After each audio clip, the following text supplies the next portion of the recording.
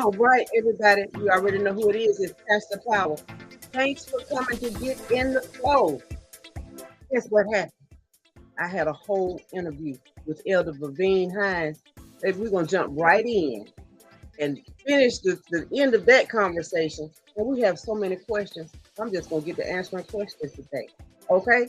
Now, we were talking about getting, let's say you were depressed and I gave you a prescription, something to say, a suggestion for you to say in the morning and at night for 30 days so that it would sink into your subconscious mind and become a program in you. Every day when you wake up is a new day. So you cannot get up doing that same program. You've got to change little things about your day because your life has become a habit, just automatic habit. Change that habit. Go in the bathroom, wash your face, brush your teeth. What you gonna do next? Don't grab your phone. Made the decision not to grab the phone and not to go get that coffee for a minute. Meditate, sit, be quiet, be still for about 5-10 minutes. Just change a little bit all throughout your day. If you operating fast, you know you're always doing something fast, slow down a little bit.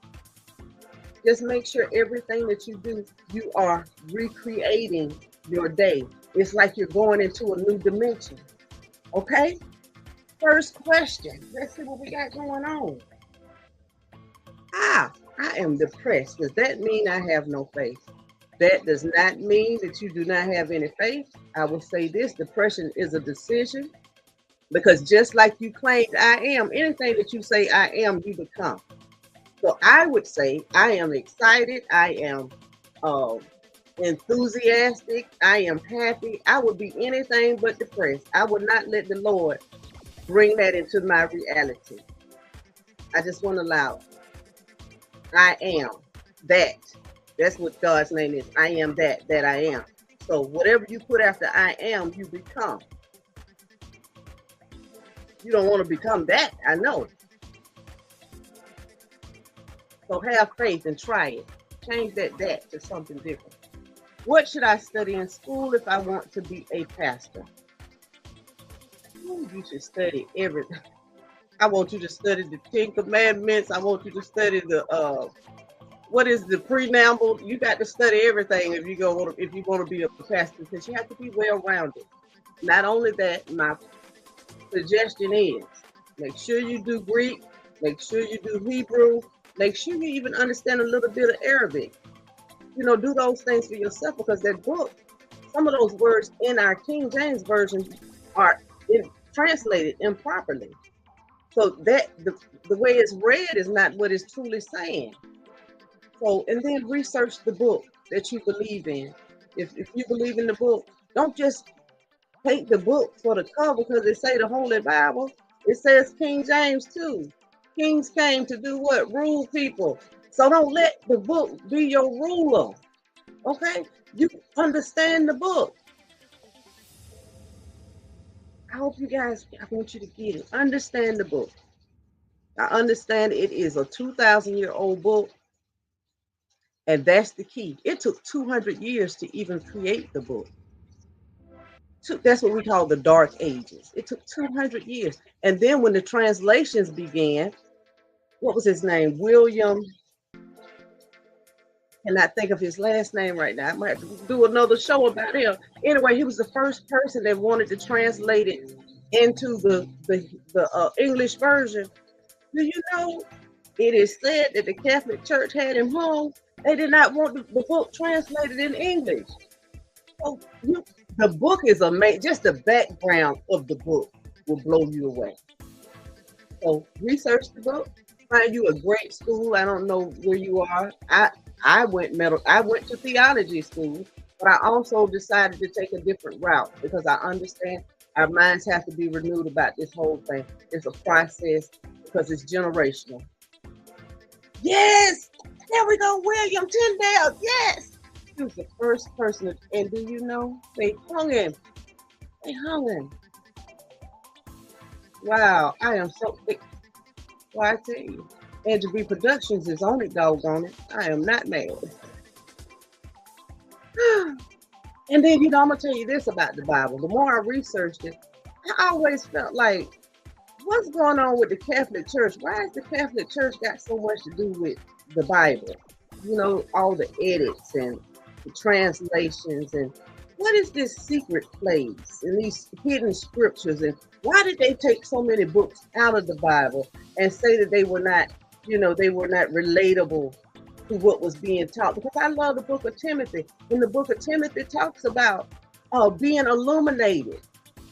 I love the book of creation where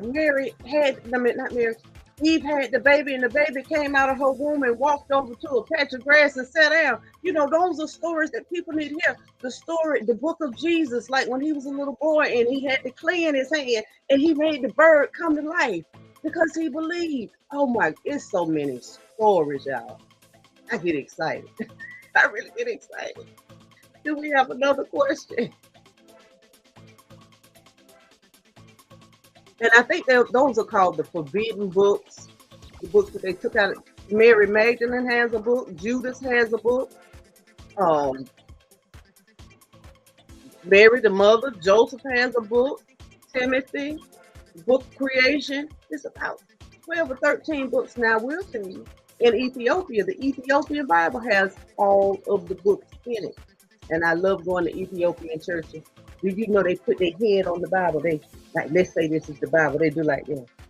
Everybody kisses the Bible after service. I love it. Why do I need to go to church when I have my Bible at home? Well, first of all, I'm going to tell you this. You are the temple. And if you want to pick up the Bible, you can pick it up from home. You sure can. Now, once you're picking it up at home, I don't want you to pick up a Webster's Dictionary and think you're learning something, because you're learning it under your own conditioning of your own, what is your train of thought?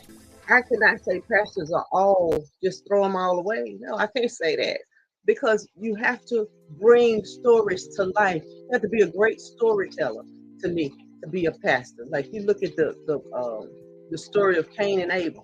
Now, metaphysically, the way we tell the story is Cain is the lower man, of the world.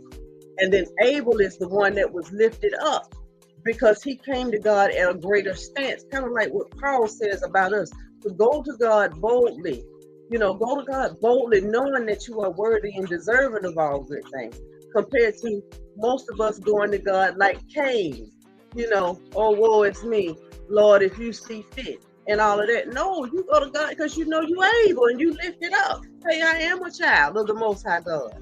And be excited that you are immersed. Just the fact that he hears your voice.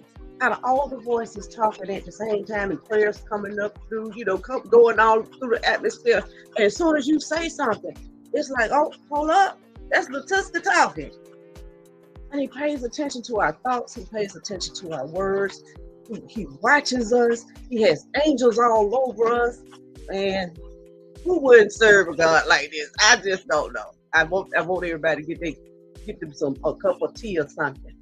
And if you're going to read the Bible, read it in spirit and truth. And get you a metaphysical dictionary. I don't have mine beside me, but I have a metaphysical dictionary.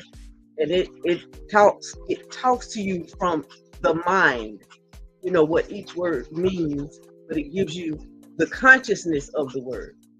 And the Bible doesn't do that. It does not give you the consciousness of anything but the writer. Do we have another question? What does metaphysical mean in religion? Metaphysical is a different way at looking at religion. Religion has so many dogmas, so many rules and regulations, things that, how is it a rule when I have free will? I am loved unconditionally, and everything that I do is thrown into the abyss. So now, where do all these rules and regulations come from? Yes, I understand that my life is a lesson because I'm in the university. I'm in the university to learn, right? So while I'm learning, okay, I used to drink.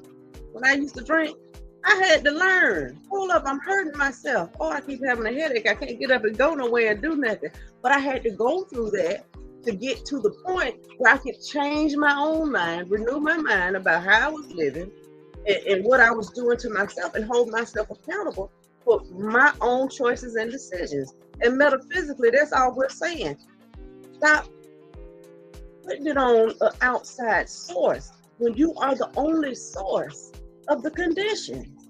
It's between the words that you speak and the thoughts that you think.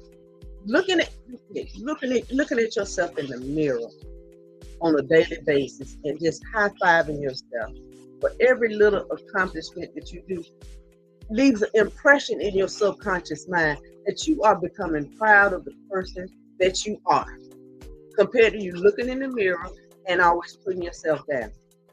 So you're just rewiring your mind. Metaphysically, you're just turning everything around. Everything that was meant to kill, steal, and destroy, now you are turning around for your good. You're seeing, oh, woe is me. No, it's not woe is you, because you are a masterpiece. It's not that you're a filthy, dirty rag. And that's like the contradictions or the duality in the Bible. Because you can pick and choose. You can be the high priestess or the priest.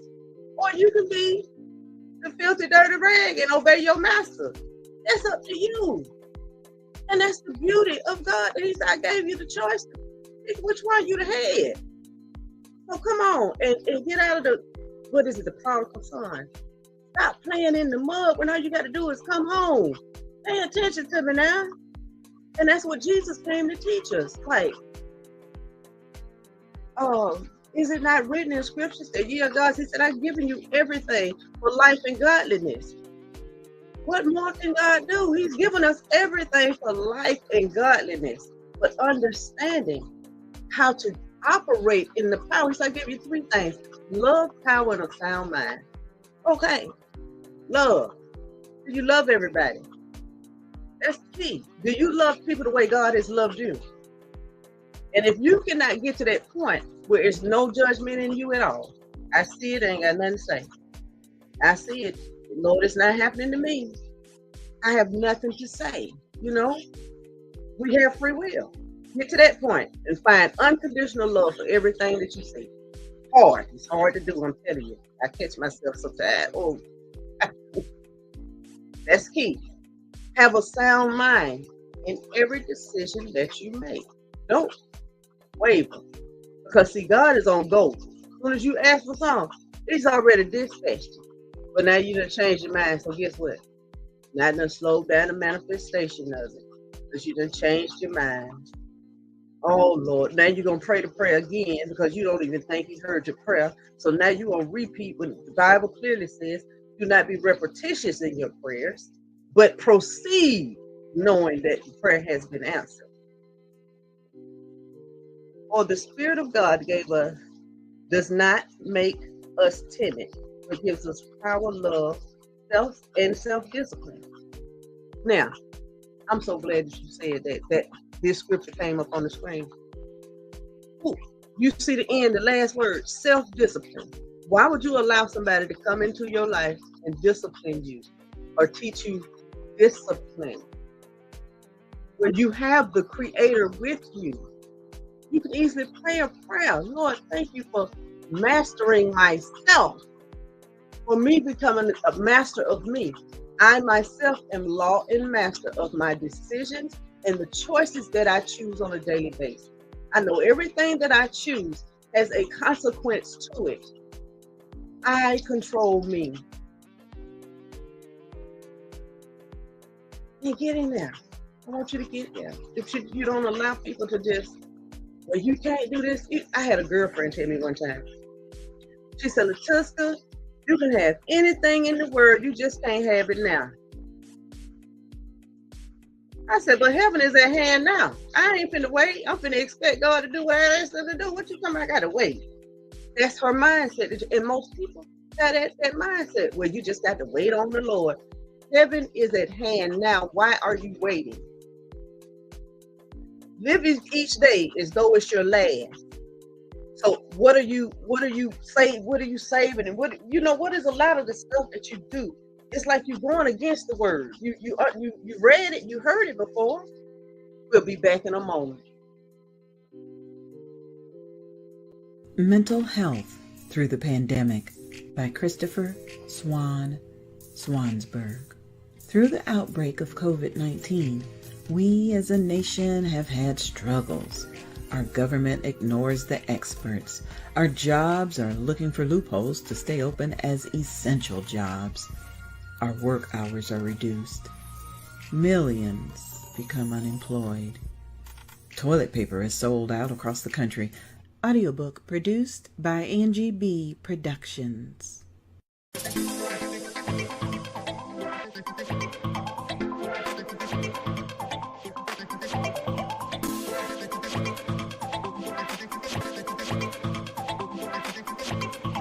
Greetings, I'm Larita, host of So What's the Problem TV show.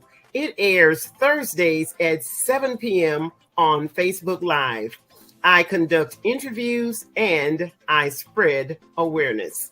If you follow my page, you'll get the notifications and you will never miss an episode. A cheerful heart is good medicine and laughter is good for the soul. Thanks for watching.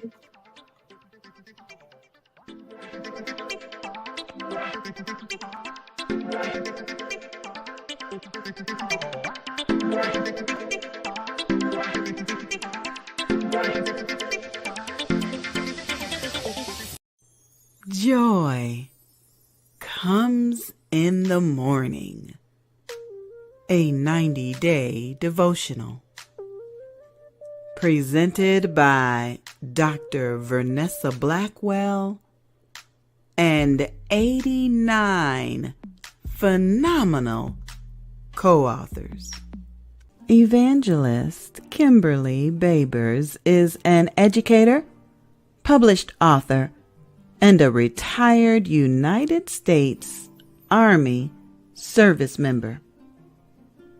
She believes in the empowerment of people through the Word of God, kingdom living, and the power of prayer.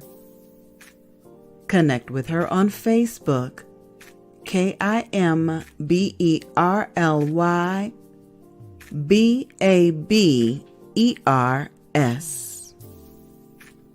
The Warrior Within. Many are the afflictions of the righteous, but the Lord delivereth them out of them all. Psalm chapter 34, verse 19. Looking back over my life, there have been many adversities and difficult times. Adversity comes in many shapes and forms. Unexpected hindrances, disappointments, roadblocks, and setbacks, which God often used to test my faith.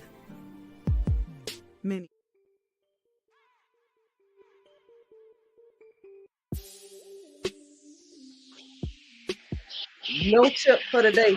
I'm going to give you a prescription. I am one with God. I see harmony in all things. I am one with God. I see harmony in all things. First Colossians 1:16 says, everything was created by God for God. So I am one with God, and I see harmony in all things. Play that for 30 days, day and night, and see if that won't change your life. That will align everything. That will align your mind to understand the things that God created is above us anyway.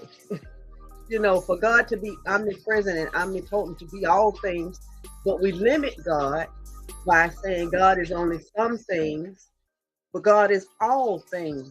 And it's like, why is that so hard for us to grasp that He's all things, the oxygen that you breathe, you know?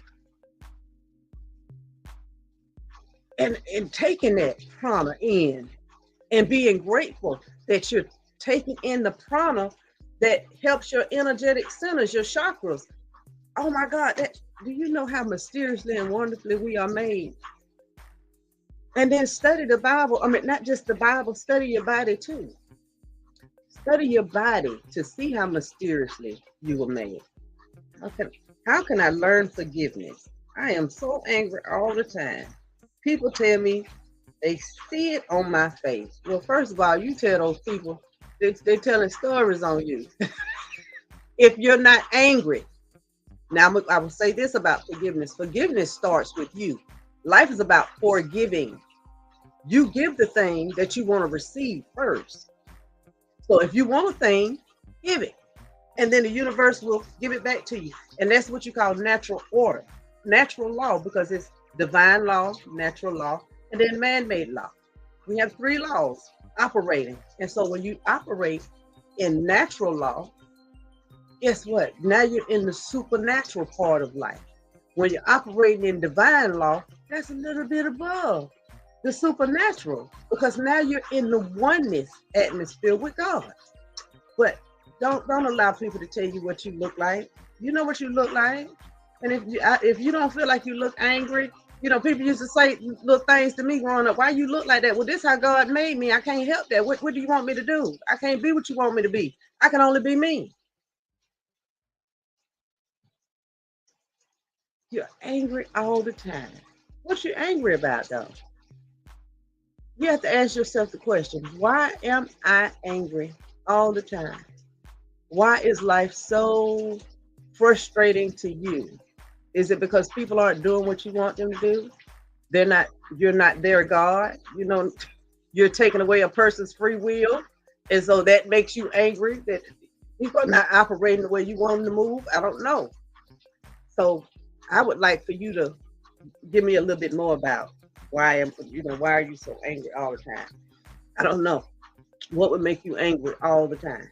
You wake up angry, you eat lunch angry, you go to sleep angry. That's not good. You better find you some habit. What do you like to do? Why not me? Why not me? Why not you? Why would the miraculous gift of life, you were given life to live, why not you?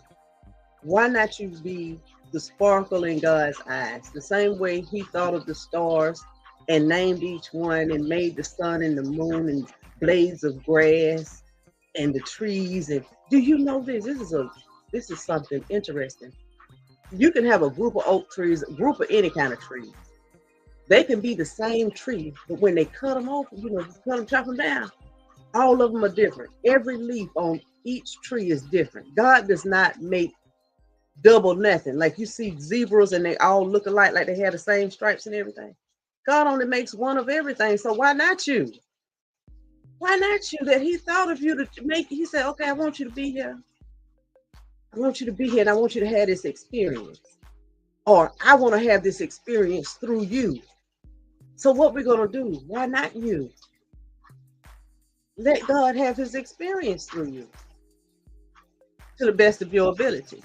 To just be the best that you can be all day long. Try your best not to be depressed. How can I get God to love me? You don't have to get God to love you. He created you. He didn't create you out of anger or hate, frustration. He didn't create you out of that. He created you out of pure love.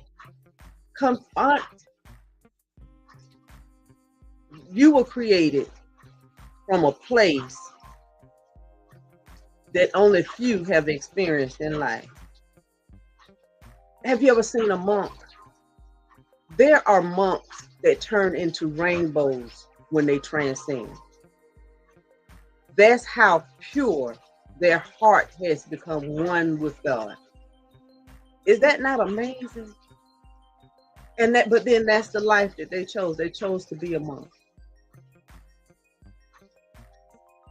In theory, now I'm just going to tell you theory because I did a show with LaDonna. She does my soul recovery.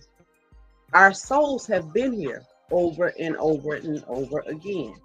So you can actually regress a person, put them up under hypnosis and regress them and pull up a past life. And they can tell you how they transcended, what they learned from that life.